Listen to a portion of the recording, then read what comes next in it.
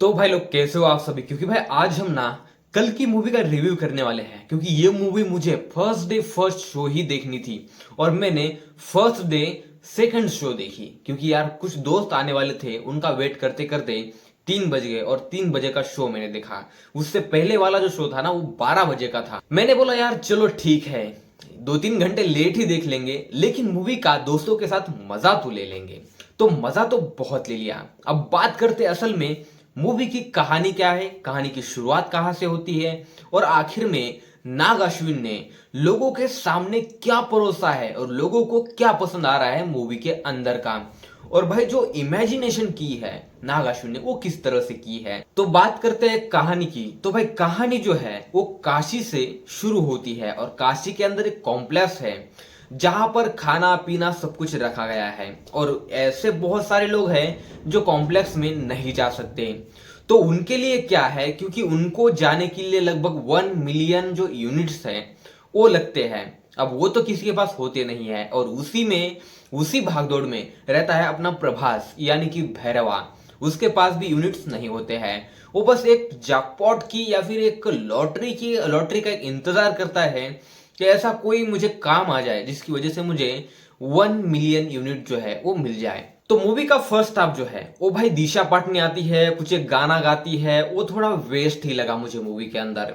और उससे पहले जो ब्रह्मानंदम के साथ कॉमेडी होती है और फिर जो बच्चा अमिताभ बच्चन यानी कि अश्वत्थामा से जाके जो मिलता है और वो जिस तरह से बातें करता है उस गुफा के अंदर, और जो अश्वत्थामा तक वो मनी पहुंचाने का काम करता है असल में वो लड़का। और तब से अश्वत्थामा को ये सारी बातें पता चलती है कि असल में भगवान जन्म कहाँ लेने वाले हैं, यानी कि कल्कि जो है वो आखिर जन्म कब लेने वाले हैं इसका भास हो जाता है। तब जो अश्वत्थामा उस गुफा से बाहर आते हैं और जो जिस तरह से दीपिका पादुकोण की वो रक्षा करते हैं या फिर सुप्रीम यास्किन जो है उनकी जो आर्मी है उनसे हो, वो जिस तरह से लड़ते हैं ना भाई। और असल में नाग अश्विन ने इस तरह से इमेजिनेशन की है कि अमिताभ बच्चन को 7 से 8 फीट का दिखाया भाई, क्योंकि रियल में अमिताभ बच्चन जितने लंबे हैं ना उससे भी थोड़े ज्यादा दिखाए हैं मूवी के अंदर। देखो मैंने इसके ट्रेलर 2 के रिव्यू में भी बोला था कि भाई इस मूवी को देखने के लिए आपको महाभारत का थोड़ा बहुत तो ज्ञान होना चाहिए यार। क्योंकि महाभारत के अंदर कौन से मेन कैरेक्टर थे, वो अर्जुन हो, कृष्ण हो, दुर्योधन हो या फिर कर्ण हो या फिर अश्वत्थामा हो, इनके बारे में आपको थोड़ी बहुत तो इंफॉर्मेशन होना बहुत जरूरी है। अगर वो भी आपके पास नहीं है ना तो भाई मूवी आपको समझने में थोड़ी तकलीफ हो सकती है। देखो जब फर्स्ट हाफ ना खत्म होने को आता है और दीपिका पादुकोण उस कॉम्प्लेक्स से बाहर जाने लगती है, मतलब भागने लगती है, और वो जिस तरह से बचती है आग से भी, आग भी उसे नहीं छू सकती है। तो भाई वो जब सीन चल रहा होता है, दूसरा सीन भैरवा का चल रहा होता है जहां पर मतलब जब दीपिका बाहर आती है तो लाइट ऐसी मचमच होती है और कहीं जगह कुछ एक जगह पे आग भी लग जाती है। तो काशी के अंदर गलियों में भैरवा रह रहा होता है, उसके पास एक चक्र होता है, उस चक्र के बाजू में एक मूर्ति होती है और वो चक्र को आग लग जाती है। और आग लगने के बाद जिस तरह से प्रभास उस चक्र को पकड़ते हैं ना, तब मुझे एक जबरदस्त फीलिंग आई कि भाई प्रभास का एक ऐसा बेहतरीन कोई तो रोल होगा जो कि महाभारत के अंदर घटा हुआ होगा और वैसा ही होता है। और वो रोल कौन सा होता है ये देखने के लिए आपको मूवी देखनी पड़ेगी। अब बात करते हैं मेन सेकंड हाफ की। भाई सेकंड हाफ के अंदर कमल हसन का कैरेक्टर हो या फिर अमिताभ बच्चन का कैरेक्टर हो या फिर प्रभास का कैरेक्टर हो, भाई जो कैरेक्टर जिस तरह से नाग अश्विन ने दिखाए हैं एक दूसरे पे बहुत ही बेहतरीन तरीके से शूट करते हैं। मैं सच कह रहा हूं, क्योंकि इस मूवी ने ना मेरे होश उड़ा दिए थे सेकंड हाफ के अंदर। और जब सेकंड हाफ के मतलब यार 10-15 मिनट या फिर आधा घंटा पकड़ लो, जैसे ही खत्म हो जाता है भाई जो मूवी रफ्तार पकड़ लेती है ना, मां कसम ऐसा सिनेमा मैंने इंडियन सिनेमा के अंदर ना कभी नहीं देखा है। क्योंकि भाई जिस तरह से प्रभास कॉम्प्लेक्स वालों से लड़ते हैं, जिस तरह से प्रभास सुमति यानी कि दीपिका पादुकोण की जान बचाते हैं, जिस तरह से वो अश्वत्थामा की मदद करते हैं और अश्वत्थामा को एक नाम से पुकारते हैं, वो जो नाम जब इतिहास में रिपीट चला जाता है, जब महाभारत का युद्ध हो रहा होता है और उस टाइम पे जब एक अश्वत्थामा की मदद करने के लिए जिसने एंट्री मारी थी, वो जो सीन दिखाए भाई प्रभास का, ऐसा लग रहा था कि तीसरा बाहुबली हमारे सामने खड़ा है। और भाई बाहुबली से याद आया कि यार बाहुबली के डायरेक्टर ना यहाँ पे मूवी के अंदर भी आते हैं और प्रभास से बोलते हैं इससे पहले मैंने तुमसे 5 साल लिए है, अब मैं तुमसे 10 साल लेने वाला हूं। अब राजा मौली से याद आया कि मूवी के अंदर ना कैमियो बहुत सारे हैं भाई। अब वो कैमियो कौन से है इसका स्पॉइलर तो मैं आपको नहीं देने वाला। अगर मैंने वो स्पॉइलर दे दिया ना तो भाई मूवी में मजा ही नहीं बचता है भाई। लेकिन सल्यूट है नाग अश्विन को, क्या बंदे ने दिमाग लगाया भाई। हम कल का नहीं सोच पाते, इस बंदे ने 6000 साल की बात की कहानी जो है और वो किस तरह से घट सकती है, या फिर ऐसे ही जो 8 चिरंजीव है वो आ सकते हैं। ऐसी बहुत सारी बातें जिस तरह से नाग अश्विन ने इमेजिन की है और जिस तरह से वो पर्दे पे दिखाई है ना भाई, गूस बम्स खड़े हो रहे थे। मतलब जब जब महाभारत के सीन आते हैं ना मूवी के अंदर भाई, मतलब रोंगटे खड़े हो जाते हैं। मतलब मैं बोल नहीं सकता, उस फीलिंग को आपके सामने बयां नहीं कर सकता।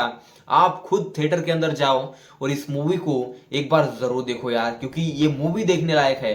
अगर आप सच्चे सनातनी हो, अगर आपको भविष्य की असल में चिंता है ना, तो आप कल की 2898 एडी मूवी जो है एक बार जरूर देखो, क्योंकि ये मूवी बार बार नहीं लगेगी थिएटर के अंदर और बार बार ऐसी मूवीज नहीं बनती है। वैसे लास्ट में एक सरप्राइज भी है, क्योंकि कल की यूनिवर्स जो है ये बहुत ही बड़ा है और इसकी तो अभी शुरुआत हुई है। और जिस तरह से नाग अश्विन ने इस मूवी का एंड किया है ना भाई, ऐसा लगता है कि इसके आगे भी ना 10 एक पार्ट तो आराम से आने वाले हैं कल की 2898 मूवी के।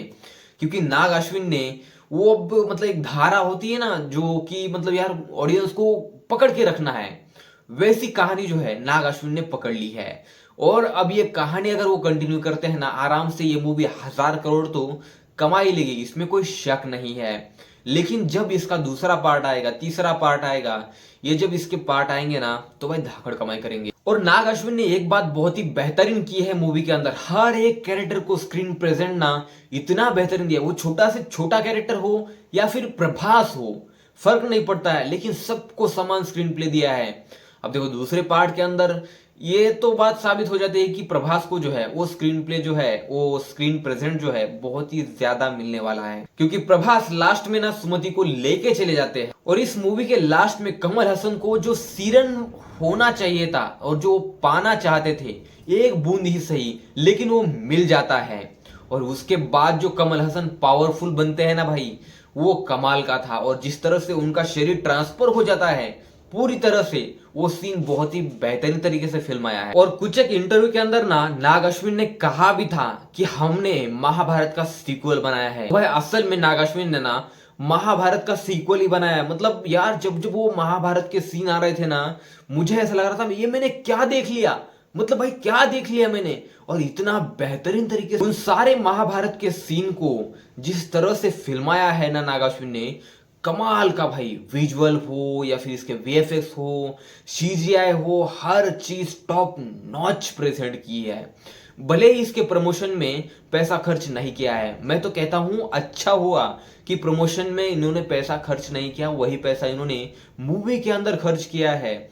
तो भाई बॉलीवुड वालों, आपको ना समझना चाहिए कि मूवी बनाते हो 10 करोड़ की और प्रमोशन पे खर्चा करते हो 5 करोड़, ये कहां से सीखा है भाई। बस यार ज्यादा मैं कुछ बोलना ही नहीं चाहूंगा, क्योंकि आपको अगर मूवी एक्सपीरियंस करनी है तो थिएटर के अंदर जाके करो, क्योंकि मूवी आपके होश उड़ाने वाली है। तो बस भाई लोग, अगर आपको इस वीडियो के अंदर कुछ पसंद आया हो तो इस वीडियो को लाइक करो, शेयर करो, कमेंट करो, आपके अपने बालाजी फिल्म वाला चैनल को सब्सक्राइब करना बिल्कुल मत भूलो। क्योंकि मिलता हूं आपसे ऐसे इंटरेस्टिंग नेक्स्ट वीडियो में, तब तक लेता हूं सैल्यूदा, take care, see you soon, bye bye.